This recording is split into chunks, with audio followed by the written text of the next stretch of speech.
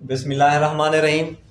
आज गैसों का तबादला जो हमने 10th क्लास का चैप्टर स्टार्ट किया हुआ था उसका आज तीसरा लेक्चर है।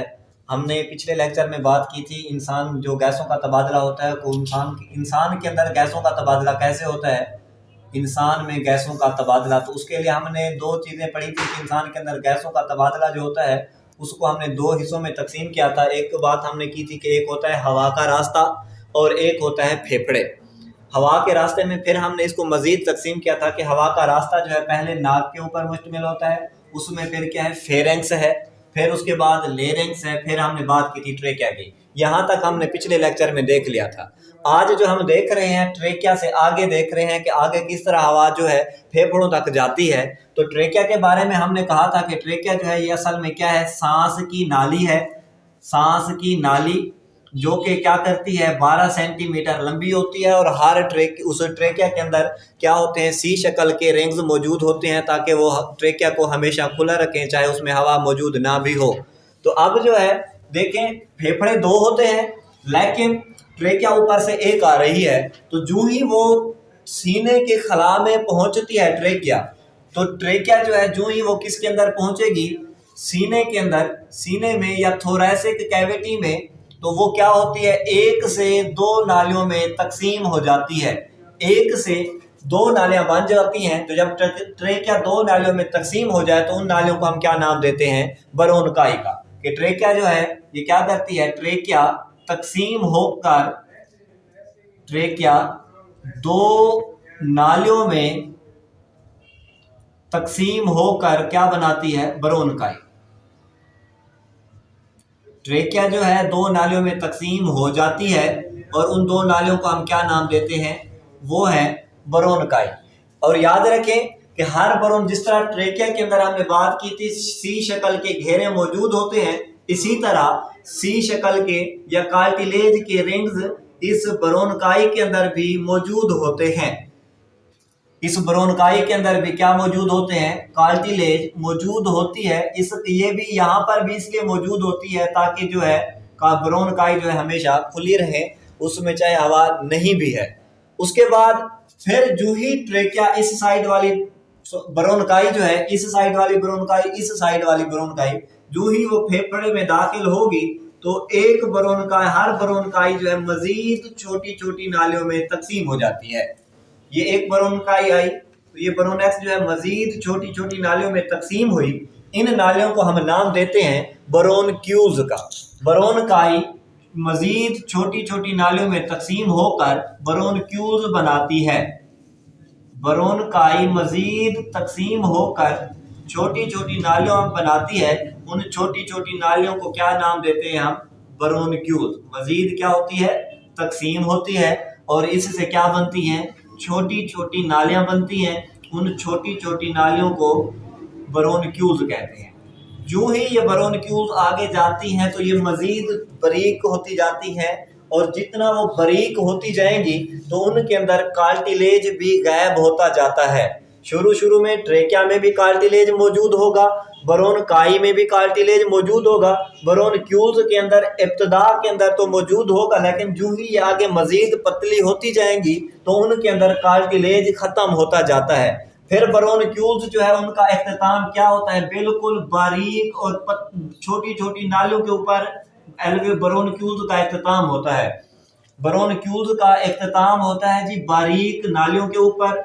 उन बारीक नालियों को हम नाम देते हैं एल्वियोलर डक्ट का। ये है जी ट्रेकिया, बरोनकाई, बरोनक्यूल्स। बरोनक्यूल्स से मजीद छोटी छोटी ऐसे बारीक नालियां होती हैं, इनको हम नाम देते हैं एल्वियोलर डक्ट का। और हर एल्वियोलर डक्ट के इख्तिताम पर या हर एल्वियोलर डक्ट के सिरे के ऊपर, हर एल्वियोलर डक्ट के इख्तिताम पर क्या होती है, ऐसे थैलियां मौजूद होती हैं। ऐसे थैलियां मौजूद है, ये थैली मौजूद है, उनको हम नाम देते हैं एल्वियोलाई। एल्वियोलाई असल में क्या है, ये है हवा की थैलियां। हवा की थैलियां हैं जो कहां पर मौजूद होती हैं, हर एल्वियोलर डक्ट के इख्तिताम पर या हर एल्वियोलर डक्ट के आखिरी सिरे के ऊपर ये जो थैलियां हैं इनको हम नाम देंगे एल्वियोलाई। ये असल में क्या होती है, थैली नुमा साख्त है एल्वियोलाई और इनकी जो मेम्ब्रेन है, इनकी जो दीवार होती है वो एपिथेलियल सेल्स की एक सिंगल तह पर, एक ही तह के ऊपर मुश्तमिल होती है। इस मेम्ब्रेन, ये जो एल्वियोलाई है, इसकी जो मेम्ब्रेन होगी वो सिर्फ और सिर्फ और सिंगल सेल्स की, और वो सेल्स किस चीज के होंगे, एपिथेलियल सेल्स की एक सिंगल तह होगी जिसकी ये मेम्ब्रेन बनी हुई होती है। हर एल्वियोलर डक्ट के ऊपर, सॉरी एल्वियोलाई के ऊपर क्या मौजूद होते हैं, ब्लड कैपिलरीज का गिलाफ मौजूद होता है। ब्लड कैपिलरीज का गिलाफ, ब्लड कैपिलरीज का गिलाफ होगा। ये एक एल्वियोलाई को हम अगर बाहर बनाए, ये हमने ऐसे क्या बनाया, ये ट्रेकिया आई, ट्रेकिया से ये दो नालियों में तकसीम हुई ब्रोंकाई, ब्रोंकाई से मजीद वो तकसीम हुई ब्रोंक्यूल्स में। हम क्या करते हैं, इनमें से एक एल्वियोलाई को बाहर निकाल लेते हैं सिर्फ, ये ऐसे समझे कि ये एल्वियोलाई है। तो हर एल्वियोलाई के ऊपर ऐसे खून की नालियां जो है, कैपिलरीज जो है, उन कैपिलरीज का इनके ऊपर ऐसे जाल मौजूद होता है, ऐसे गिलाफ मौजूद होता है उन एल्वियोलाई के ऊपर। उसके बाद अब देखें, जो खून जो है, खून को एक होता है ऑक्सीजनेटेड जिसमें ऑक्सीजन की काफी मिकदार मौजूद हो, एक होता है डी ऑक्सीजनेटेड ब्लड जिसके अंदर ऑक्सीजन की मिकदार कम मिकदार हो या ऑक्सीजन ना हो, वो कहलाता है डी ऑक्सीजनेटेड। यहाँ पे एक हमने खून की नाली का नाम लिखा है पल्मोनरी आर्टरी।